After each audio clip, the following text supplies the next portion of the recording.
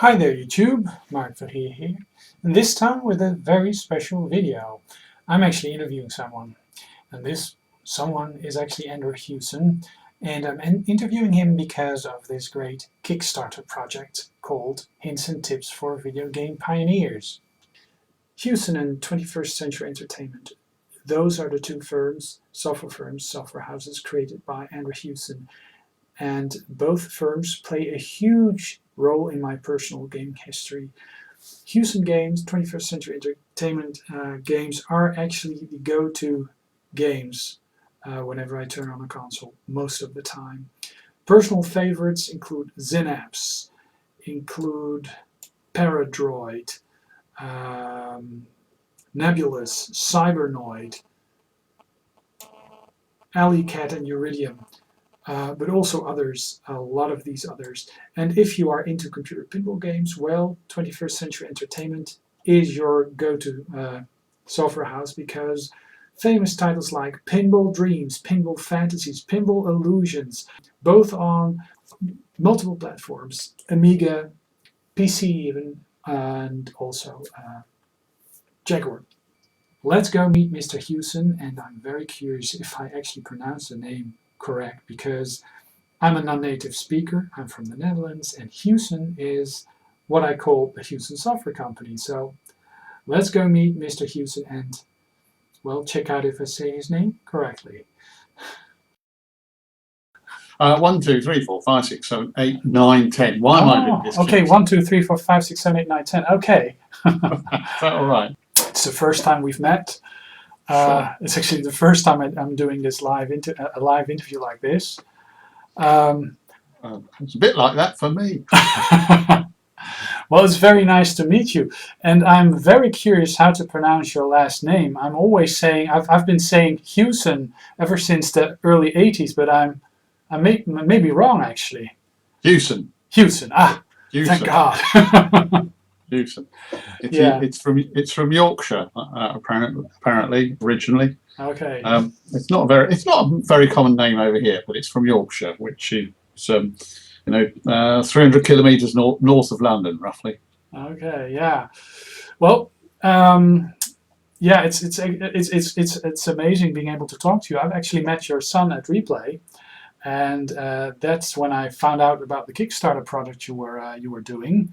I actually totally missed out on your talk, which, I mean, I was playing Pac-Man and, and all sorts of video games, but I should have been listening to you. So for me, it's actually quite amazing to be able to hear you talk about the Kickstarter project, because that's what this little video is all about. What I know is that you started out very early on with the ZX80, I believe, or the ZX81.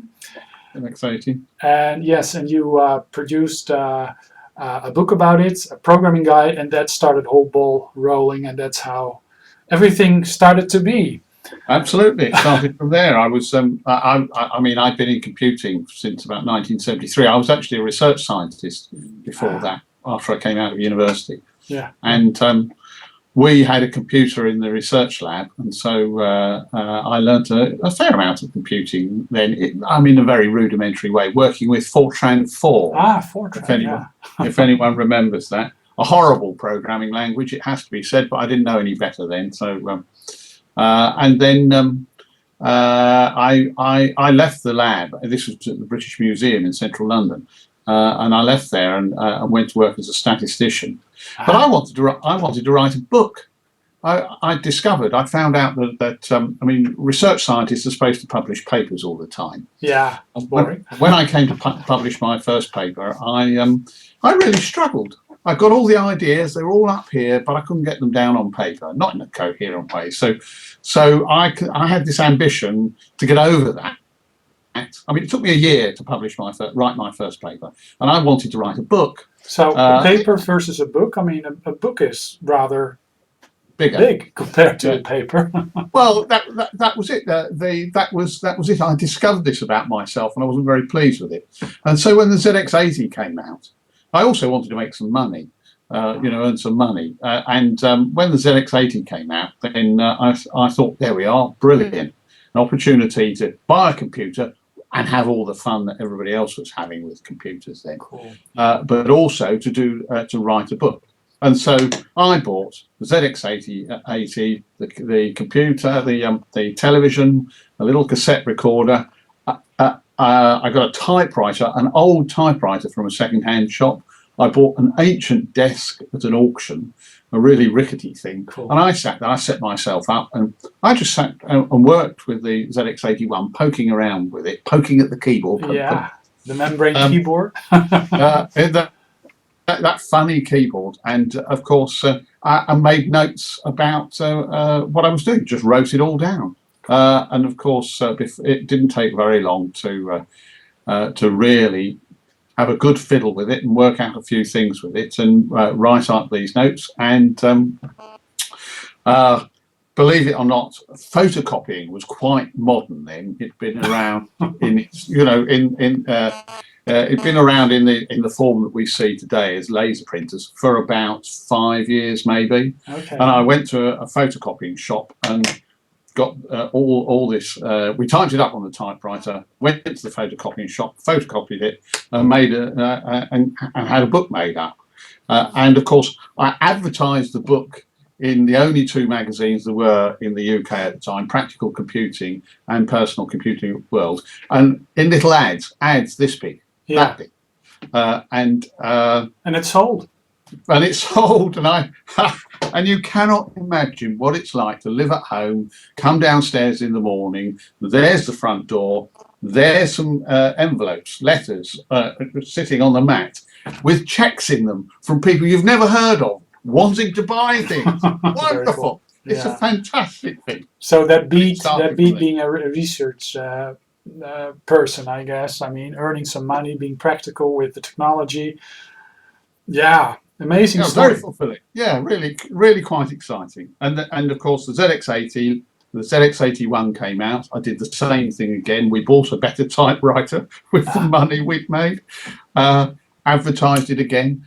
A friend of mine was a manager in it's WH Smith's. It's a chain of shops here. Yeah. And he got some of that. We had some games by then, but he got the books and the games into the shops.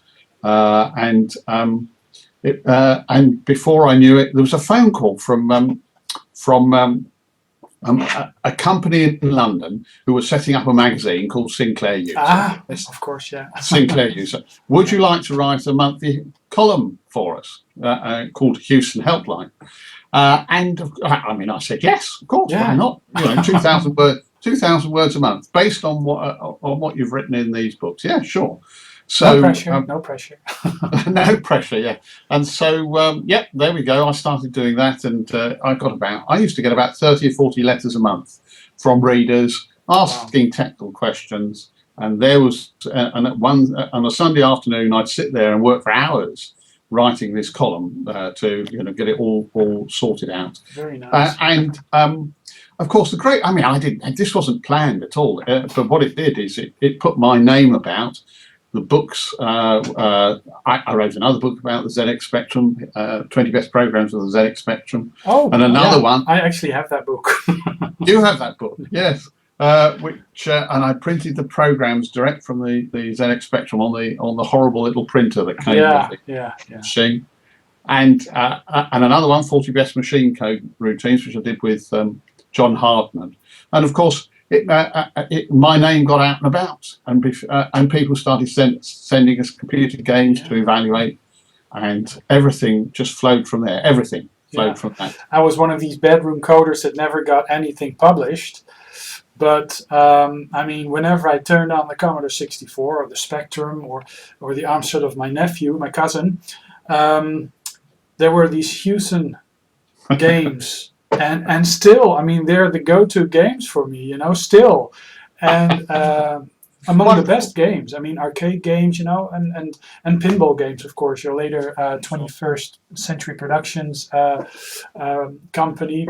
I mean, I actually didn't realize that you were behind that as well, because I like pinball. I like computer pinball. And there you are, behind that as well. So, You have amazing number of things to say, to tell, and I think you could go on for hours, but perhaps we should mention the Kickstarter project that you are doing. 7 days left. 7 days left, and it looks. I mean, it's going very well. To be honest, it looks as though we're going to get over the line, which is great. No, this project has been. I mean, it's my son who has nagged me into it. He's into software developing as well, right? Yeah. He's a games designer and making a bit of a reputation for himself doing that, which is fine.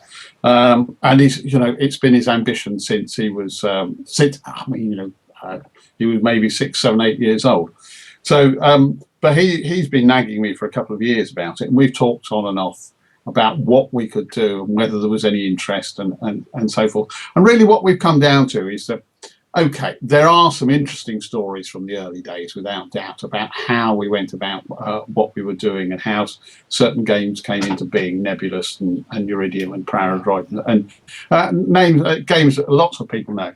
There are some stories, but also there are some real lessons, I think. I mean, I've been out of the business for 15 years, about what it's like to be in an industry which has come out of nowhere, where it's very. I mean, everyone uses the word creative. I don't know what it's like in Holland, but in the UK, everybody talks about creative businesses. But there's no doubt when you're just doing it from nothing. Making a game from absolutely nothing. Yeah. What it feels like and how difficult it is, and there are some universal lessons to learn from it. I mean, one of the stories that's going in the book is about the night that we shipped Uridium. I can remember the date, February 28th, 1986. I'd stayed up the previous night. I'd stayed up all night because we were doing the production as well. We had a production plant duplicating putting the cases together. And yes. I mean, I wasn't. To be honest, I've done plenty of that. I'm not very good at it actually. I'm a bit slow.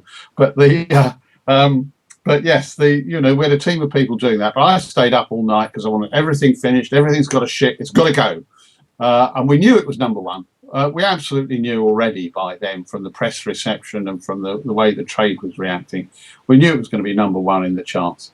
And of course, it's wonderful. You feel elated. We got the front cover of CMVG. We've got this wonderful artwork. I have that CMVG. Actually, you have that. I have that. Yes. And you look at the artwork on that CMVG, and it's been reversed. Oh, it is. Oh, I never. Oh, I didn't. Oh, yes, that's compared cool. with the box. So obviously that day I went home at about 4 o'clock in the afternoon. Absolutely on a high. Fantastic. We've done it.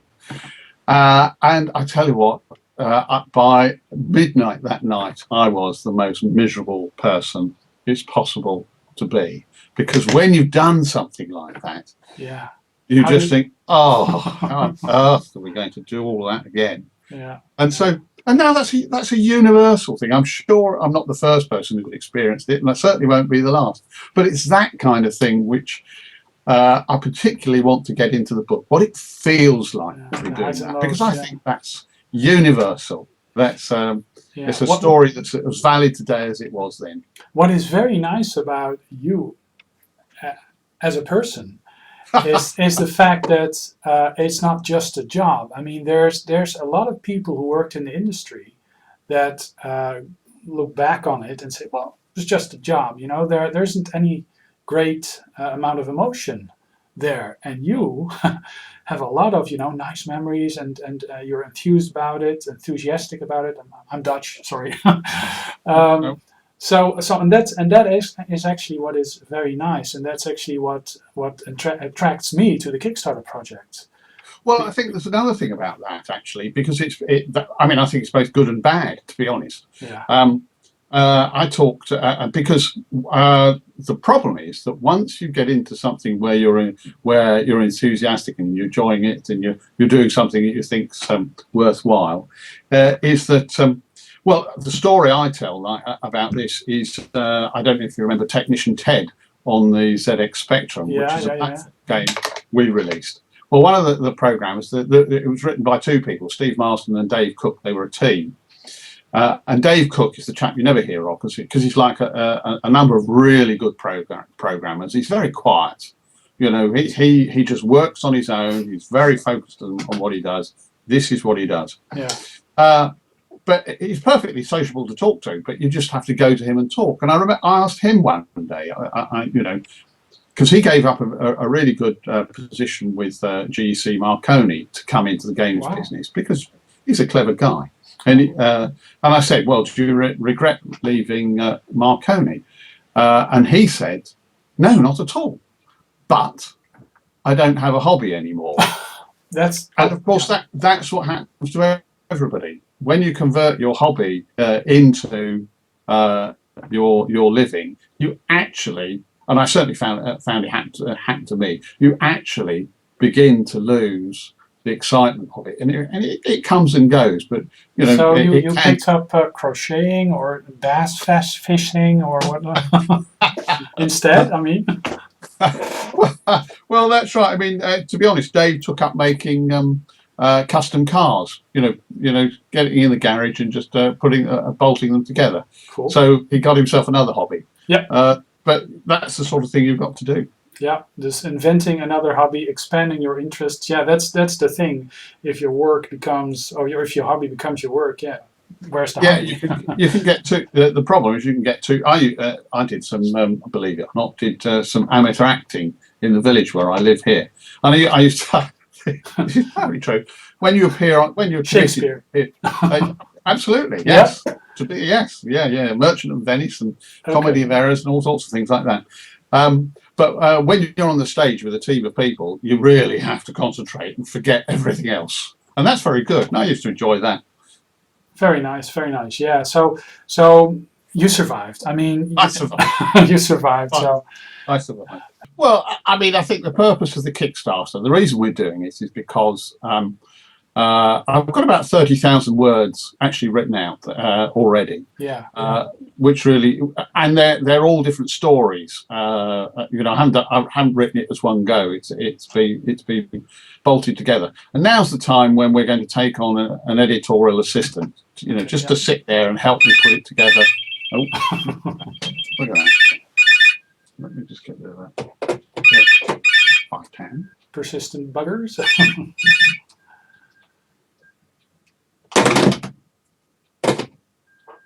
There we go. Look at that. Okay. Sorry about that.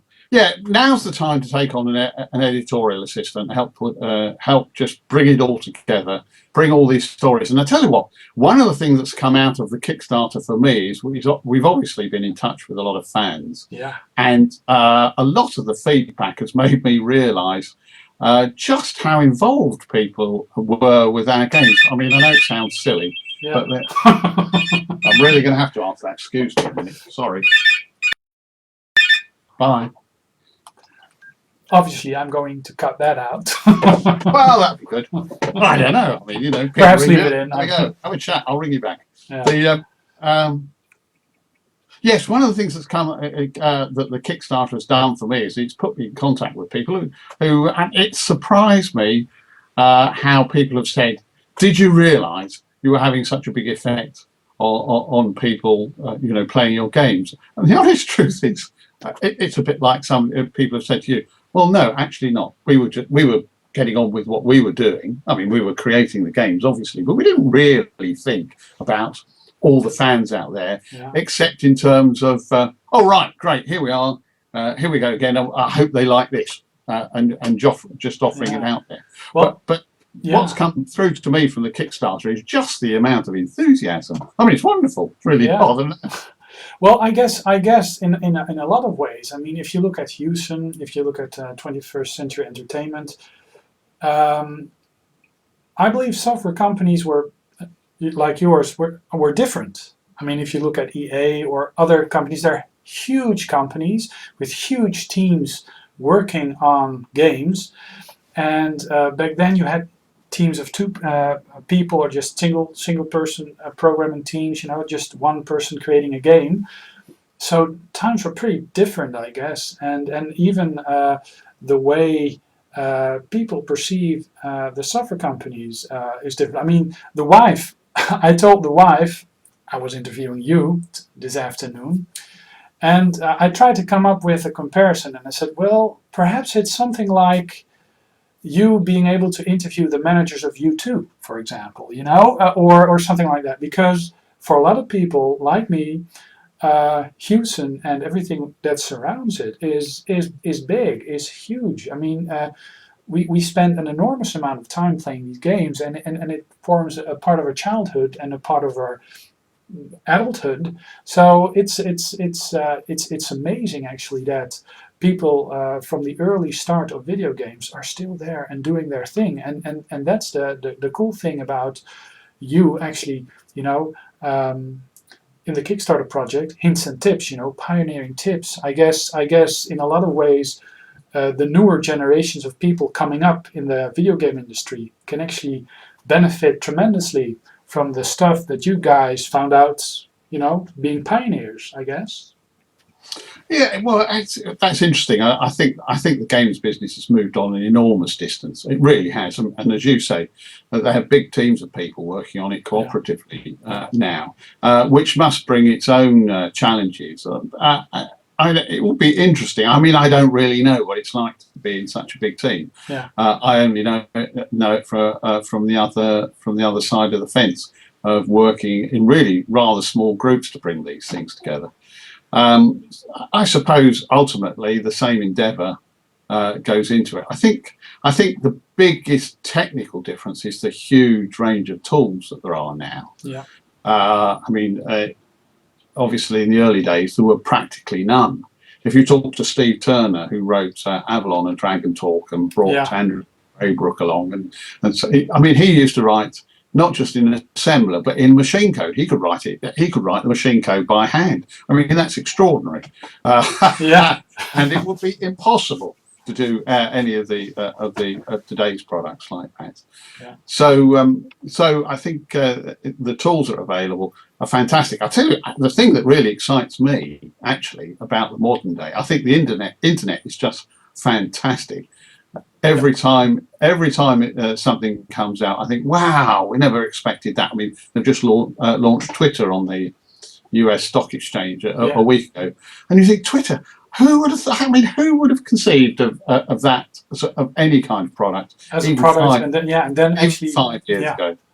And then these modern mobile phones, I think, are tremendous. In fact, I think there's lots of gaming possibilities still to be exploited there.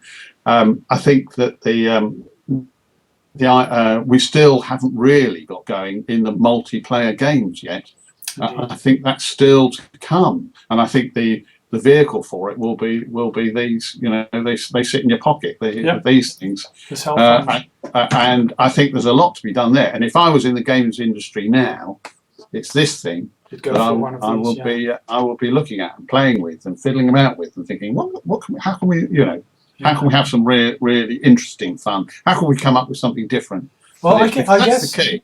I guess actually the mobile phone industry, the tablets, perhaps that's actually a new frontier of gaming, a new pioneering type of gaming. And I think if you look at the app stores and you look at the teams behind the games and some of the programs that are there, single person, small groups of people being able to produce their games and sell them, and I think that's very nice. I mean, it's you don't have all these closed off, hard to enter markets. It's very approachable. I think people need a £5 or €5 entry to have to pay a fee to be able to publish on Google Plus or Google. Google the Google market.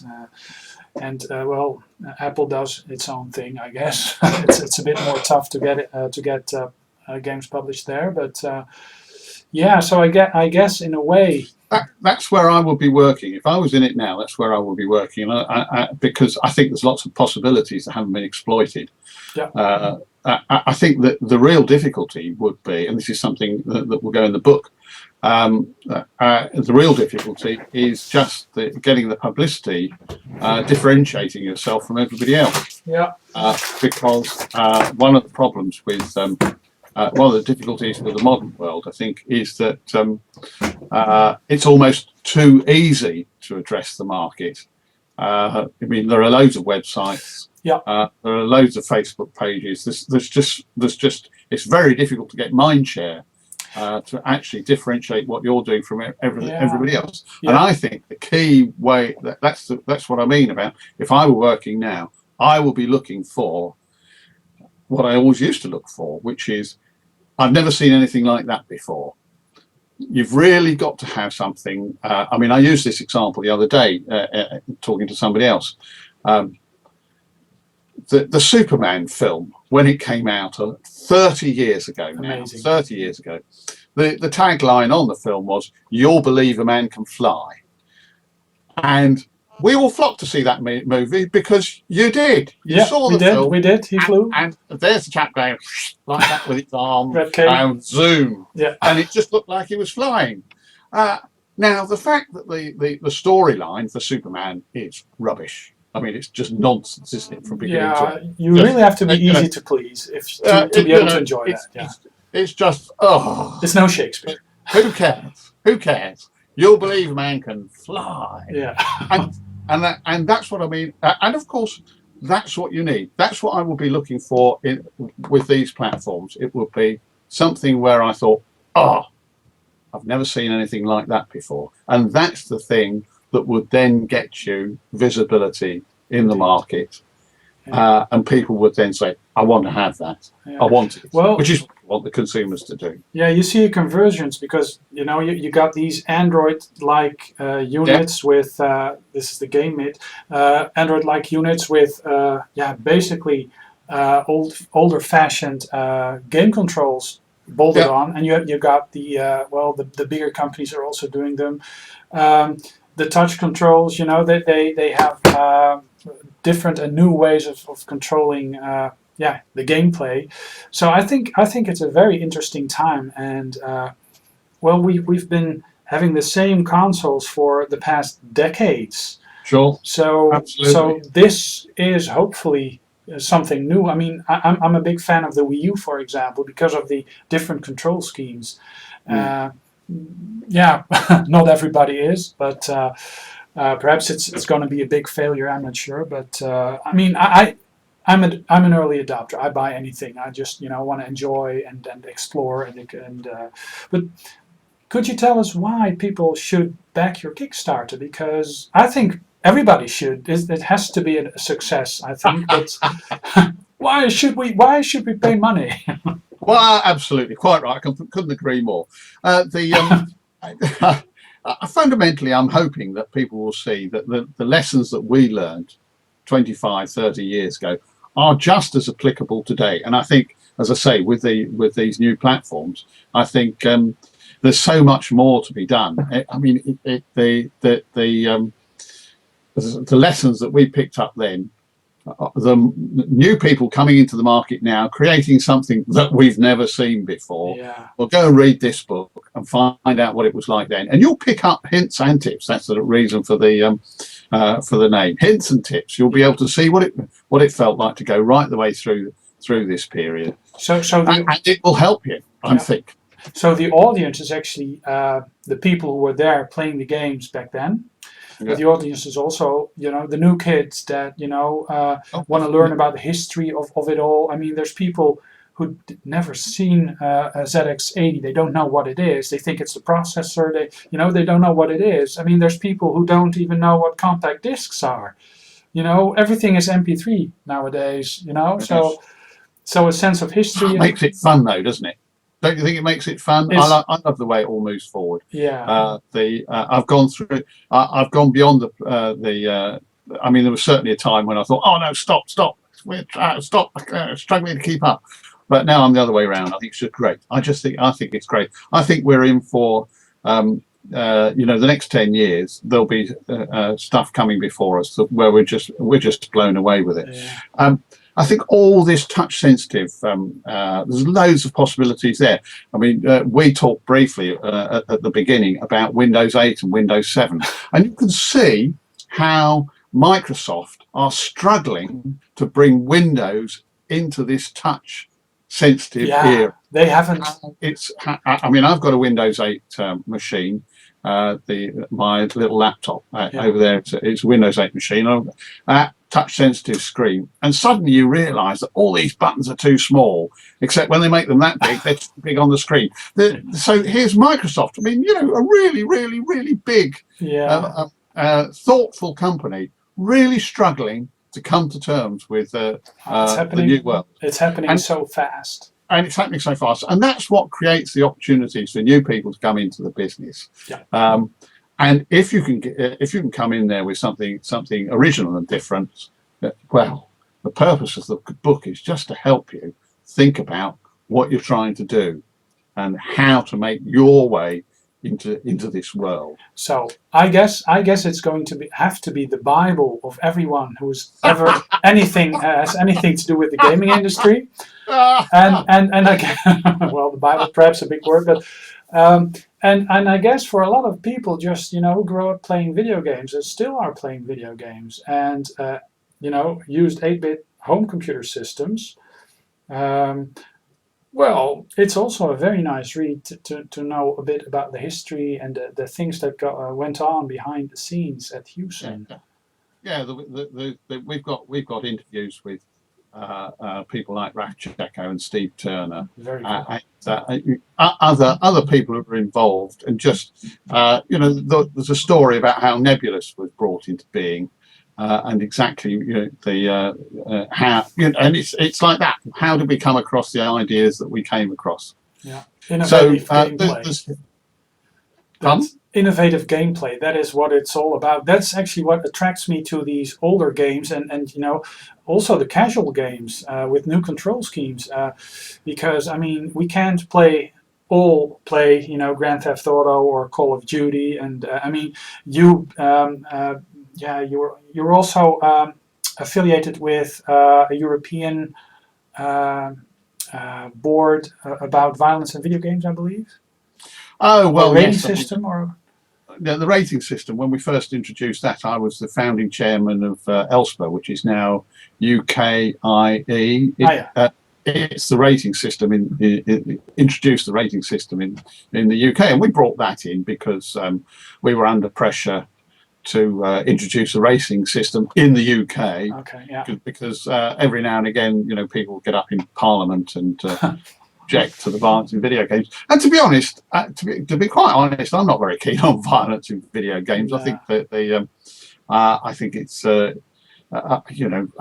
have a bit of an issue with these modern games where you just stand there and blast away at other human beings. Yeah. Personally, I don't like it.